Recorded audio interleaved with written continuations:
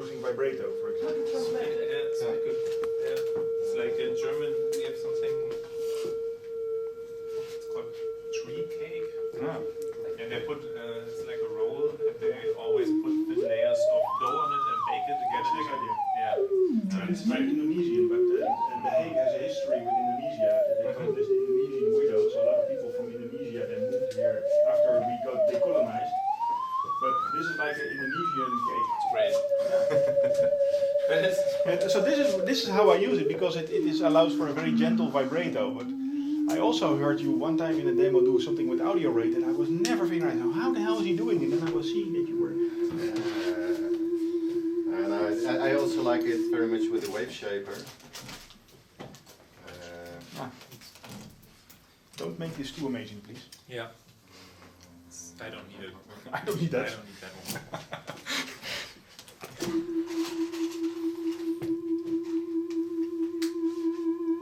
Because then it just simply gets a little bit brighter. Or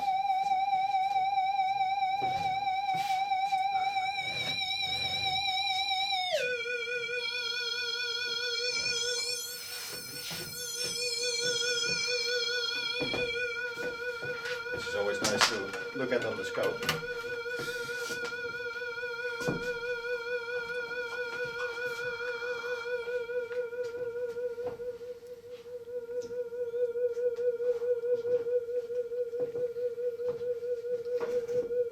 So you hear that these signs have a bit of harmonics, 10% or something. So, which sounds a little bit like vintage sine wave oscillators. So then with the wave shape you can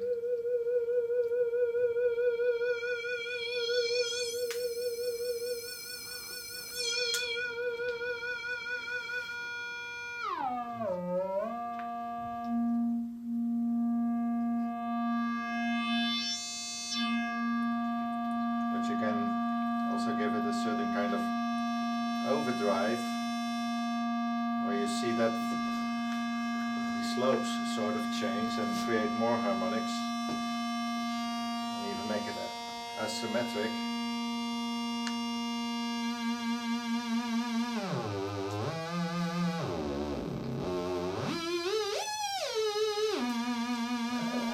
But if you need this sort of 50s, 60s typical sounds from those days, I found that there's very little equipment that sort of can produce that in a very convincing way. So I've always, and I like those sounds. I'm still crazy about this Forbidden Planet soundtrack kind of things, and the mysterious story around it, the devices that they used, and how that got lost forever. Nobody will ever figure out how they actually did it, and yeah, this sort of. And of course also in those days, you know, these days many people are into noise and things, you know, but like 75 years ago, if you were in that kind of thing, you were a certified madman, at least. For society, you were sort of like this sort of really strange character, and yeah, I like that idea. So that's basically why I thought, well, I need to have this kind of different kind of modulation than just a frequency sweep, because it's milder, and it's and also I like it to be. I think it's more musical also. So yeah, it's a because a vibrato is if you compare it to the FM vibrato. Yeah. Very quickly goes all over the place, which is nice. But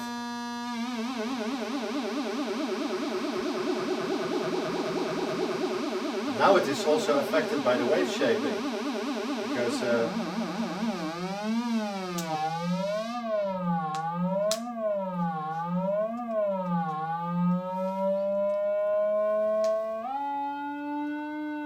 you see that now also the wave. Get the sync level right.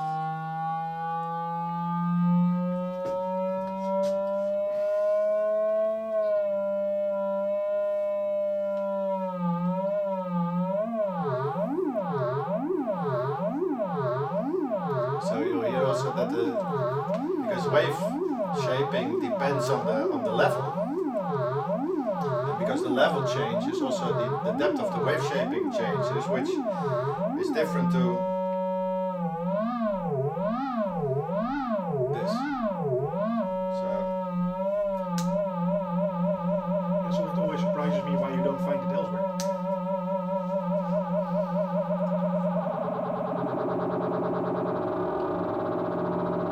And it can also do some nice sort of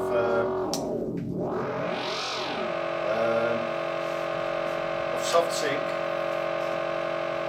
But then we have to use the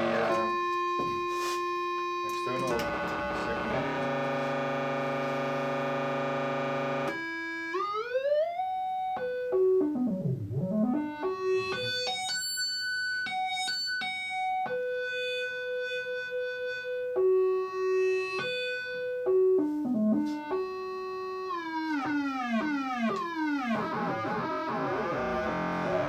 Sometimes when it's on the edge, it's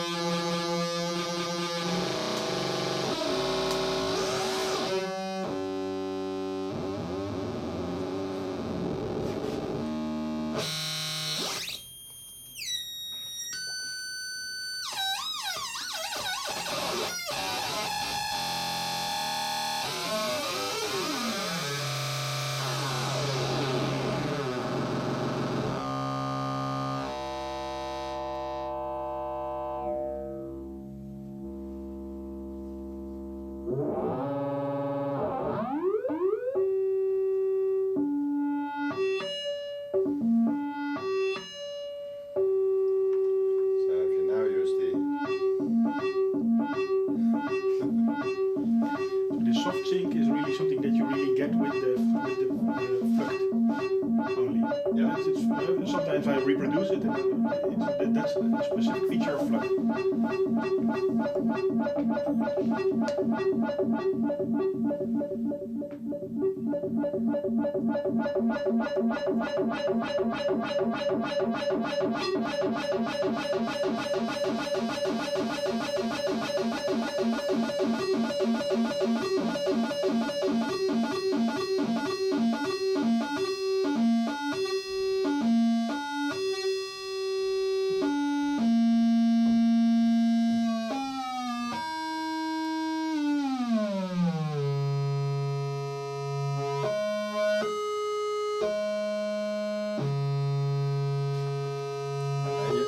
You can use it as a modulation signal to something else to create certain weird kinds of FM effects, and yeah, so there's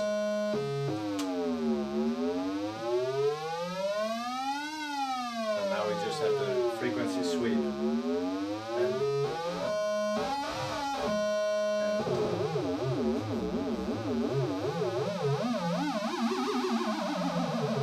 so now the fluctuation added. Then we speed up basically the fluctuating oscillator.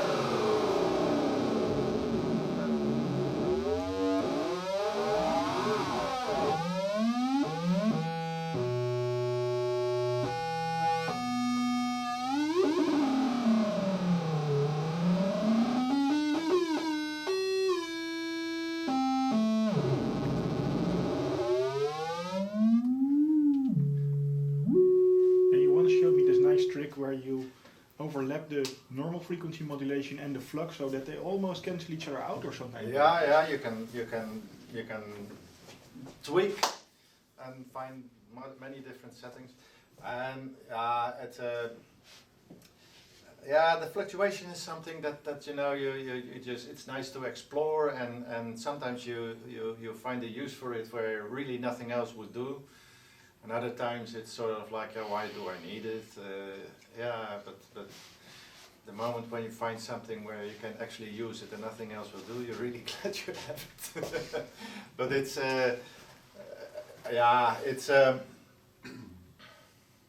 I don't know if there is any, because this is not really soft sync. No, so I'm not sure how it even how it starts to do that. But well, basically, this oscillator produces, in essence, three waveforms: a square wave, a triangle wave, and actually a curved wave. It's a very simple algorithm, because it's about the algorithm. The algorithm is, you have a something like something that can hold a charge. It can be a battery, it's a capacitor, but it could also be a bucket with water. And what you do is you charge it up with a constant flow.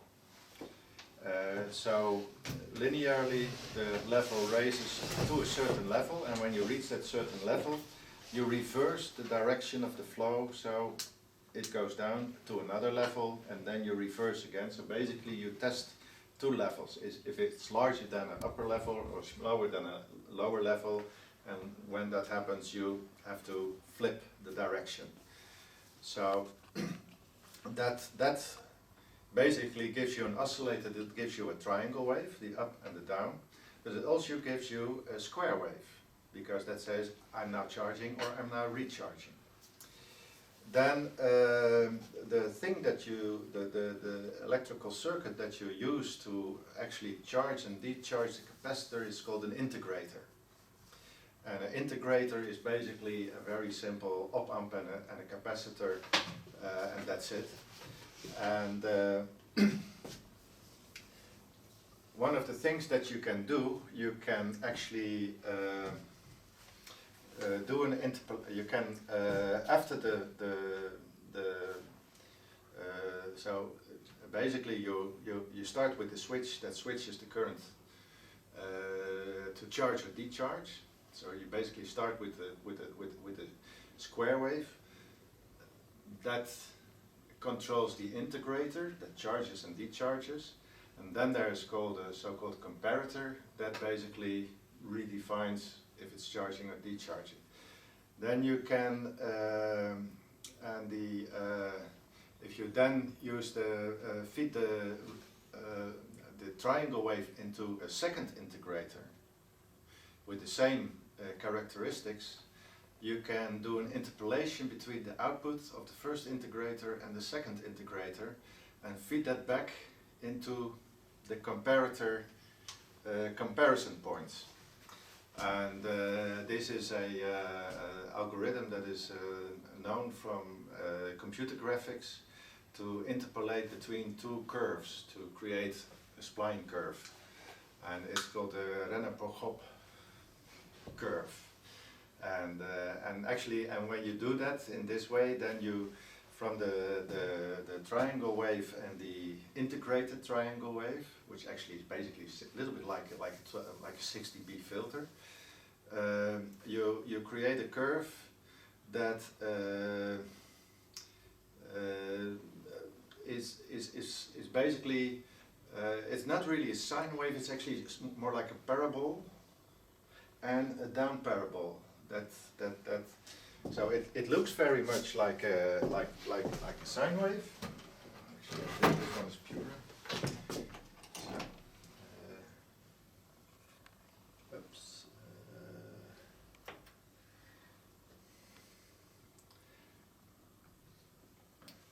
But you see that there is a certain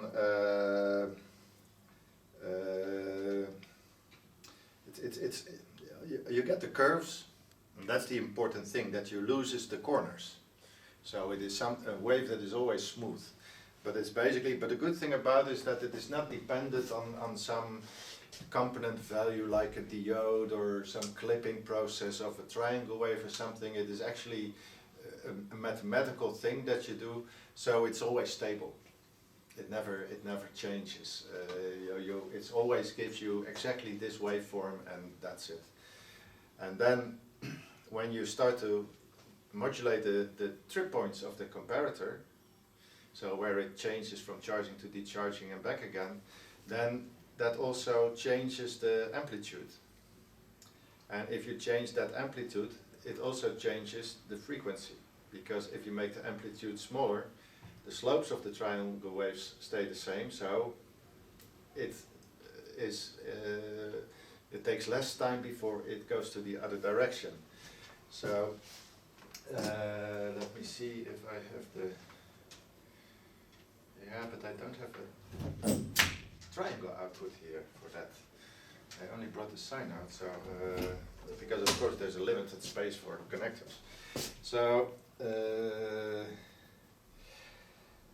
yeah, that, but you can sort of see it on the scope. If you use this this fluctuation, then let me see. Then you see that you get a sort of a spatial effect. Mm-hmm. So, and because you, and this is a very natural thing when you go backwards and forwards to something. So basically the visual logic of what you see also translate to the audible logic. So you do get a vibrato, but it's not a, you know, if you vibrate a string on a guitar, you know, you cannot vibrate it over several octaves, because you would really have to sort of pull very much on the string. But that's what you can do with frequency modulation of an oscillator. So if you modulate an oscillator over several octaves, it's a natural thing, in a sense that there's hardly any process in nature that would allow you to modulate so deep before, because the stuff that you try to compress or expand will probably break, or, you know, it doesn't have the elasticity. So but this is more like, you go to and from a certain object, and that because it's a perfect perspective effect. This. I was especially wondering how you get that, what is the reason for the singing effect that you got? Is that something that you can explain, or is that very complicated? That is because at a certain moment, when you do this too fast, actually faster than the waveform itself, then you get stuck in a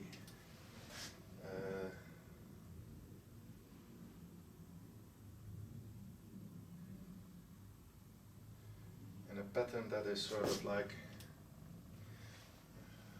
let's see if I can get it.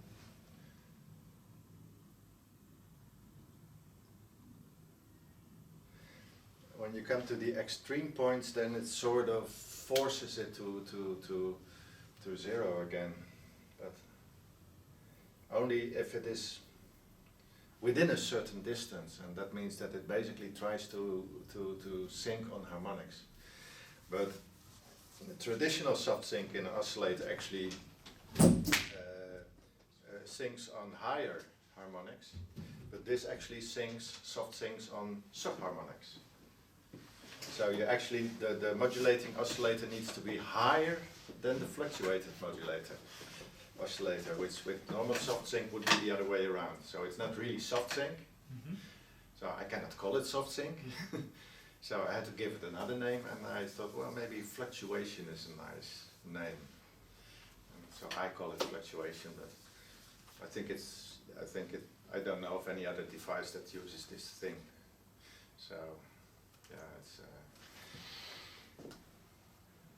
But I must say, I have a lot of prototypes that do weird stuff, because I like to. Yeah, you can be creative with technical things, because in essence it's technical, but you can, because there's so many variations, and especially for me the big breakthrough was when I started to realize that it's all about algorithms, really. That when I was younger and less experienced, I thought it was about the hardware, about the electronics, or the technique, the digital or analog, and I was thinking that it was this one particular kind of device that would give this kind of effect, like take this electronic device, put sound in it, and you get this sound. But it's not like that at all. It's the algorithms that what it's all about. And then when you start to think in algorithms and write down algorithms, either in text or as schematics, because most of the times you can do them as schematics or flowcharts or whatever, then you start to see that there are other connections in the you know, it's like with a guy that goes through the door, you know, it's very simple. It's first you check if the door is open or not. If the door is not opened, then you open the door, else you skip that step and you step into the other room, turn 90 degrees, check if the door is open or not, and then you can introduce some new thing, because then you can introduce a second person who all by itself in another rhythm opens and closes the door. And then if you look at the pattern when the door is opened and when the door is closed, you get a specific kind of pattern which can vary depending on how fast the guys walk and how fast the other guy is opening and closing the door, just for the nose of the other guy. And so you know, you can become more and more creative there. So if you sort of start to thinking this way, then because any connection does something, but it will produce a certain result, a certain effect. And yeah, and so, but it's the same what you do here, because the moment when you start to patch up cables, it's basically what you do. You let one thing do something, and then you use another thing to interfere with that, and then you use the result to interfere with something else, and then you give that a pulsating rhythm, and we call it a soundscape. And we have 125 jack connectors or something like that. So if you look at the amount of combinations, you know, it's limitless. It's billions and billions of possible combinations on how you can put cables here. And then you can start to tweak the knobs. So I think that the trick is just simply to figure out the very few cases where it's really agreeable and sounds like music, and discover all the cases where it sounds awful and learn how to avoid those. And because of course it doesn't always sound agreeable. Sometimes I feel like, wow, this is the most ugly sound I've ever heard. You know, and then I analyze what happens and why it sounds so ugly, and then I know what to avoid next time and make it sound very agreeable. But I also say, you know, if it takes you 20 years to properly play a violin, to learn how to play a violin, why should that be different for a synthesizer? You know, it's, some people think, I remember I've joked with people about the ideal synthesizer. You know, the ideal synthesizer is a super simple device.